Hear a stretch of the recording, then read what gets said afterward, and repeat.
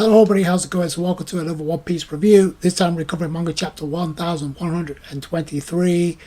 And I feel like this chapter was Oda's way of slamming on the accelerator, leaving Egghead Island behind, and getting us to Elbaf, finally. Which, that's fine, but there's a lot of unanswered questions that need to be answered. Unless you're going to tie that into Elbaf. Before I get into this chapter, I do want to cover some interesting intel that we got about the One Piece remake anime. We have a clear-cut understanding of when we can expect the One Piece remake as far as 2025 is concerned. Outside, we do get a little bit of information, but at the same time we don't have a whole lot to go on. Masahashi Koizuka, the main director of the One Piece remake anime. Now, he was in charge of several other projects, one of them being Attack on Titan, Season 1 from Season 3, the peak of Attack on Titan, by the way. And also he worked on Jujutsu Kaisen, so his track record speaks for itself, I think. So we did get some visuals as far as the image boards are concerned, so nothing is really complete right now.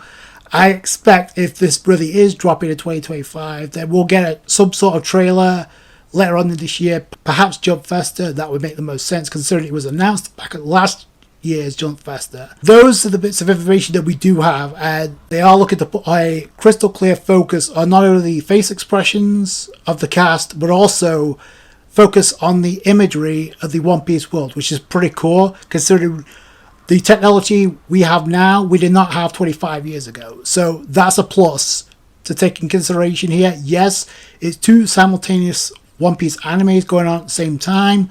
One is in its final saga, the other one is just about to begin. I did have some questions. One of them come out of Jump Festa was, what's going to be the structure of this One Piece remake? Because obviously we're not going over 1,000 episodes. But are we going to get this in a seasonal format where we get episodes per season? Because One Piece is usually a weekly, but this is airing on Netflix, so it's a whole different deal, which I pointed out last time. The other thing I pointed out was, is it going to take the format of Dragon Ball Z Kai?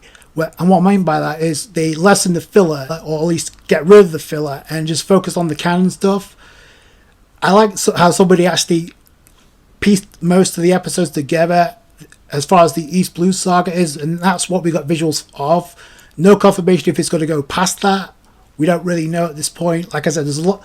We did get a bit of information, but at the same time we didn't. So somebody compiled the episodes of the East Blue Saga. If you take out the filler, it's like 53 episodes, which would line perfectly with the if they are going to do like a seasonal type of deal on Netflix, like they usually like to do.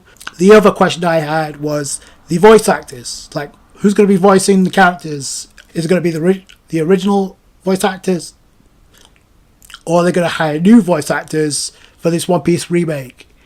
Right now, we don't really have an answer to that. I mean, obviously, from what we've seen just far, it's going to look top-notch.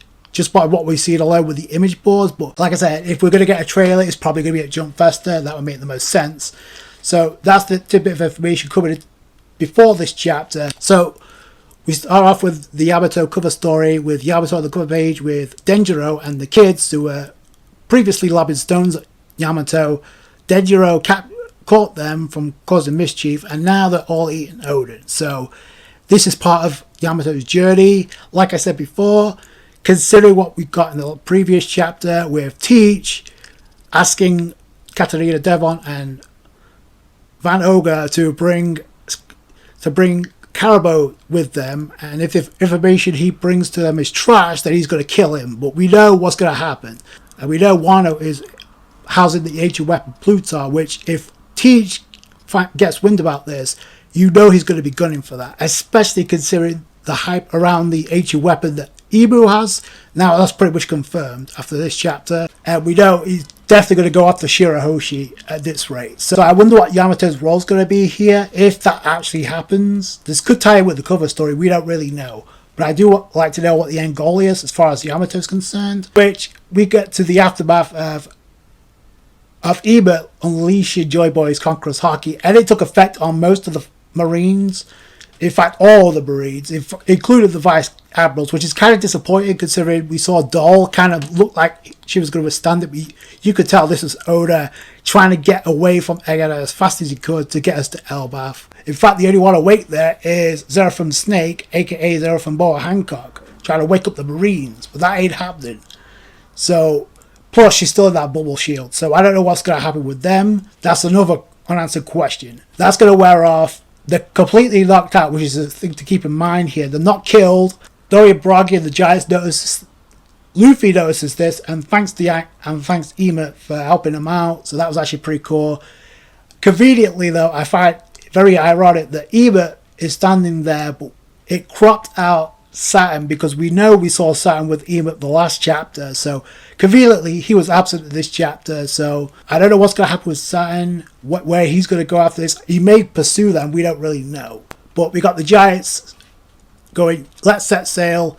In the next few panels, you have Bonnie hugging Kuma, completely passed out. Zoro is chilling out after putting in the work against Nash Juro. We have Usopp tearing up because we finally get a proper reunion with Doria Bragi, so that's pretty cool. Because I know a lot of people seem to hope that Usopp will get a major role on Elbaf, myself included. But we got, I'm sure a lot of people picked up on this. Nami with Luffy resting on her lap, obviously passed out from using Gear 5th. I don't know how many times, but the most interesting panel is Sanji walking up to a dead or half dead Vegapunk, and it's interesting to note that what Sanji says. So Sanji says, what you said earlier isn't sitting right with me.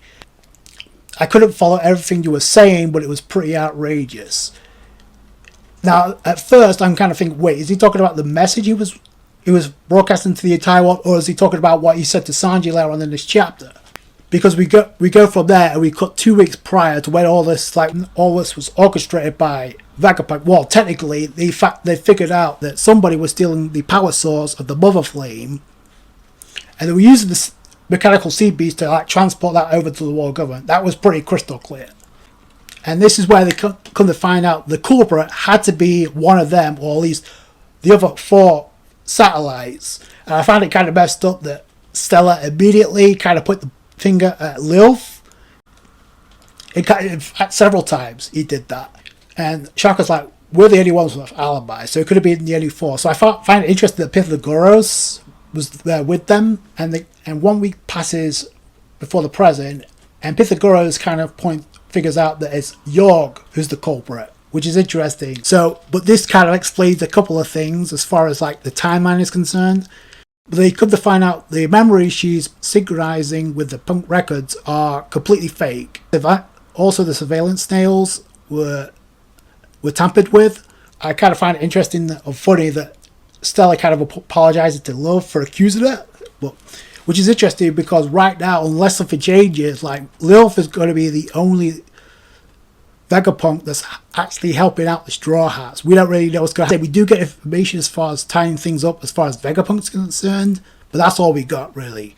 Now they decided to hack into the phone calls, or they hacked into the phone call history, and they figured out that York was sending messages to Murajoa. Vegapunk is researching the Void Century, which is interesting because we saw that scene, especially recently in the anime. This explains why Cypherball keep coming around to investigate. We know this. We know they get captured as well. Then 6 days prior to what happens now, we get Vegapunk finds out that Lucy Kingdom's been erased. And then it also comes. This is where the confirmation comes in that obviously it seems plausible that the world government possesses one of the ancient weapons, which goes back to my earlier point about Teach. He's going to get at least 1 or 2 of the ancient weapons. But I like how Vegapunk is kind of taking responsibility for this, because it's technically his personality that's run amok, because he split himself into 6. Because the Vegapunk could use the information they've got to apprehend or capture York, but they said no, it doesn't matter because they've the Gorosei have already got the information, so what good would it do? They're going to be hunted no matter where they go. Obviously, this is where we know they're going to record the message that gets broadcasted to the entire world. So this is the genesis of why they did this. There's one other thing we must safeguard: the cloud loft technology to manufacture the artificial island clouds. It may be crucial in saving humanity in the future, which is interesting because it does end up helping out the Straw Hats. This is where York bumps into Stella, and this is I'm pretty sure this is where York had to have known something here, because if our experiments to optimize the mother flame, this will allow us to use this to as an energy source to move Ebert, the iron robot. It's clear he's not putting in the transponder snail because the message hasn't been recorded yet. That comes on later on. So that was interesting. He said that, and York was there for that. So 2 days prior, this is where the message gets recorded to the entire world, and we also see the three of them on top of Ebert, obviously putting the snail inside of the robot. Like I said, some of this information we kind of already figured out already. We learn, we do get tidbits of detail added into it. So I do appreciate that, and to prevent any abnormality in the behavior that spoils their plans, they plan on actually erasing their own memories by 2 weeks, so York won't get a heads up of what's going on here. So, which I thought was interesting and very smart. Also ties in with the title and also the theme of the broadcast. Obviously, the broadcast was about revealing information about the Void Century. Well, they took about 2 weeks of information and erased that. But I found it interesting, before they did that, Vegapunk actually wrote a letter to give certain bullet points of what to remember. They erased their memories by 2 weeks. They come across the note that was obviously Vegapunk's handwriting. Another aspect of this note is, I've already taken the best precautions possible. You just have to put your faith in me and actually die. So he literally needs to sacrifice himself as a countermeasure. So now they're going to say there's one other thing, but it cuts away because the Straw Hats, they get word that the Straw Hats have arrived, Barney's arrived, Cypher Pole's approaching, the Marids are on their way, along with Kizaru and Sat. It cuts to when Sanji, Frankie, Stella and Atlas are searching for Barney. This is where he says to Sanji, I'm going to stay put. He says he needs to stay behind. But then he asks Sanji, we've got one more thing. It's about the One Piece. And that's where it cuts. Because we have the celebration, which I find very interesting, because we have the celebrations with the Straw Hats, most of them, not all of them. But I find it very interesting that the Giants are holding up Usopp, who literally did nothing in this arc, but Luffy is incapable of celebrating, because Luffy's like, yo, just wait for me, and then we could do this. But it's like, no, we need to, this is Oda, we need to scram this in now. If you notice, that, and I don't have a problem with this, as far as if Usopp gets a major role in Elbaf, which I'm hoping, but Usopp is a front and center as far as like, yo, we're off to the land of my dreams, Elbaf. We see the dialogue from Vegapunk to Sanji, I want you guys to be the ones to find it. So he's coaching on the Straw Hats to be the ones to find the One Piece. And that's how the chapter ends. Now, you can look at this in one or two ways. I personally feel like Oda spent a little bit too much explaining this. Unless we go back to Saturn and the other elements of Egghead Island, then this Oda was completely just like speed running the ending of Egghead Island just to get to the next phase, which is fine, but there's a lot of unanswered questions that need to be answered here. As far as like Saturn was conveniently cut away from this chapter, we know Kizaru, as much as I don't care, he's out there somewhere, he's still conscious. A lot of uncertainty right now. It's just like Oda just wanted to get this out of the way with, so whether or not Oda goes back to this, I don't know. The way this looks right now, the Marines are 100% going to follow him to Elbaf. I don't know if there's going to be a war on Elbaf, but the Gorosei sure as heck are not going to let this stand. Like, we may get bounty shooting up because of this. This may be a way to get the bounty shooter up after Egghead Island, because unless Saturn follows in pursuit, then this arc is technically wrapped up. So either way, it's an interesting chapter. I wouldn't say it's tremendous, but it was a way to Oda to wrap up everything involved with Vegapunk, so I appreciate that. Let me know what you guys think down below. We're on our way to Elbaf, so that is what our chance to get hyped. They're making Usopp a vocal point for Elbaf, which is great, but right now he hasn't done anything, so hopefully that changes. I already talked about what I think Robin's role is going to be. We know what's awaiting Robin as far as Jaga D Soul and the reunion coming in. I've already spoke what our role's going to be on Elbaf. The other answer question, what else is going to take place on Elbaf? Outside of what I just said, there's got to be something else to it.